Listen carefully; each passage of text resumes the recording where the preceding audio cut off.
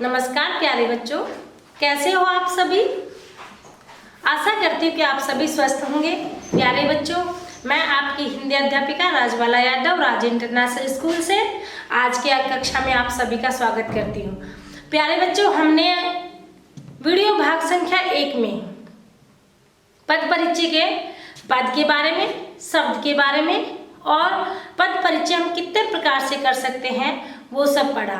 आज हम पद परिचय कक्षा 8 में पद परिचय के वीडियो भाग संख्या 2 के बारे में पढ़ेंगे और उसमें हम जानेंगे कि हम पद परिचय कितने प्रकार से और कैसे कर सकते हैं। तो सबसे पहले हमने बताया था कि हम पद पर किसी भी शब्द या पद का पद परिचय 8 प्रकार से कर सकते हैं। नंबर 1 संज्ञा, सर्वनाम, क्रिया विशेषण, क्रिया विशेषण, समुच्चय बोधक, संबंध बोधक, विस्मयादि बोधक। अर्थात हम किसी भी शब्द का व्याकरण की दृष्टि से 8 प्रकार से उसका विश्लेषण कर सकते हैं, 8 प्रकार से उसके अंदर व्याकरण के उपविषय ढूंढ सकते हैं। आप देखिए, उदाहरण के माध्यम से देखते हैं। अब हम कैसे करें, कोई भी शब्द ले लीजिए। जैसे राम का हमने यहाँ पे शब्द लिया, राम जल्दी जल्दी घर गया। हमारे पास में एक उदाहरण है, एक वाक्य है कि राम जल्दी जल्दी घर गया। अब हमें सबसे पहले राम के बारे में जानना है, क्योंकि राम का हमें व्याकरणिक परिचय देना है, पद परिचय करना है। तो सबसे पहले हम राम के बारे में जानेंगे। तो राम क्या है हमारे पास, हमने संज्ञा देखी सबसे पहले, क्योंकि बेटा ये तो आप जानते ही हो कि जहाँ पर संज्ञा होगी वहाँ सर्वनाम नहीं होगा, जहाँ सर्वनाम होगा वहाँ पर संज्ञा नहीं होगी। ठीक है, तो हमें किसी भी शब्द के अंदर उसका लिंग देखना है, वचन देखना है, क्रिया देखनी है, संज्ञा देखनी है या फिर सर्वनाम देखना है। ठीक है, तो यहाँ पर हम राम का पद परिचय कर रहे हैं। राम में व्यक्तिवाचक संज्ञा है, क्योंकि राम है वो व्यक्तिवाचक संज्ञा में आता है। एक वचन है, राम अकेला है तो एक वचन है। कर्ता कारक है, क्योंकि क्रिया क्या हो रही है, घर जाने की, घर गया जाने की क्रिया हो रही है। कौन है, राम जा रहा है तो कर्ता कारक है। पुल्लिंग है, क्योंकि ये हमें पुरुष जाति का बोध करा रहा है। तो ये इस शब्द का पद परिचय कहलाता है। दूसरा शब्द देखिए, जल्दी जल्दी। इसमें है जल्दी जल्दी, तो जल्दी जल्दी शब्द है जो क्रिया विशेषण में आता है। मतलब क्रिया क्या हो रही है, घर जाने की। कैसे जा रहा है, जल्दी जल्दी। तो ये क्रिया विशेषण है जो अविकारी में भी आता है।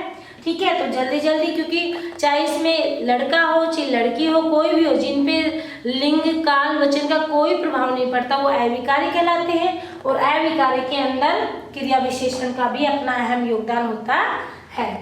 उसके बाद है हमारा आगे वाला शब्द है घर। अब घर में सबसे पहले हम क्या देखेंगे, संज्ञा देखेंगे। संज्ञा कौन सी है, जातिवाचक संज्ञा है। ठीक है, घर एक वचन है या बहुवचन है, एक वचन, क्योंकि एक घर है। यहाँ पे घर गया तो एक ही घर गया ना, तो यहाँ पे एक वचन आ गया। और गया शब्द हमारी क्रिया है। अब कैसी क्रिया है भाई, घर गया, जाने की बता रहे, जाने की क्रिया हो रही है कि वो घर चला गया।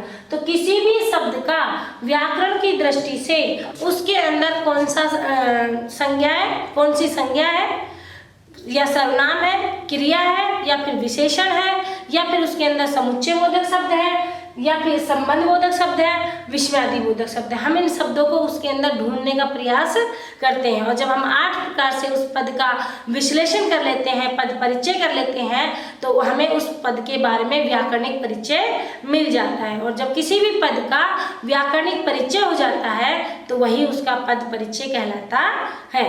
अन्य उदाहरण भी ले सकते हैं, जैसे कक्षा में 40 बच्चे हैं, तो कक्षा में लेंगे हम।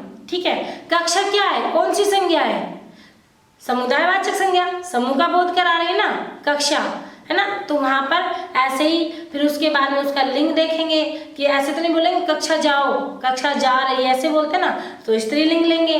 तो किसी भी शब्द का संज्ञा, लिंग, वचन, कारक आदि जब हमें पता चल जाता है, उनका बोध करते हैं, तो वो हमारा पद परिचय कहलाता है। तो प्यारे बच्चों, आपने आज की वीडियो में जाना कि पद परिचय हम कितने प्रकार से कैसे कर सकते हैं। तो ये थी हमारे वीडियो भाग संख्या 2 पद परिचय की।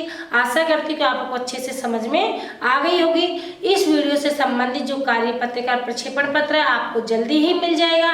तब तक आप आराम से इसका अध्ययन कीजिए और अच्छे से इसका जो गृह कार्य आपको दिया जाता है उसको अपने आंसर शीट उत्तर पुस्तिका में भरिए।